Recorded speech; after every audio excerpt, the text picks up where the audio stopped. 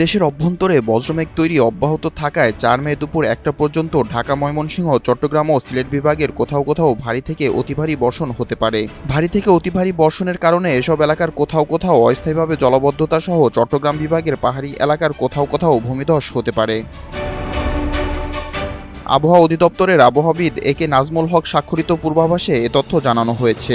একই সময় কালবৈশাখী ঝড়ের সতর্কবার্তায় বলা হয়েছে, রংপুর, রাজশাহী, ময়মনসিংহ, ঢাকা, খুলনা, বরিশাল, চট্টগ্রাম ও সিলেট বিভাগের উপর দিয়ে বিদ্যুৎ চমকানো সহ পশ্চিম ও উত্তর পশ্চিম দিক থেকে ঘন্টায় ৬০ থেকে ৮০ কিলোমিটার বেগে কালবৈশাখী ঝড় বয়ে যেতে পারে।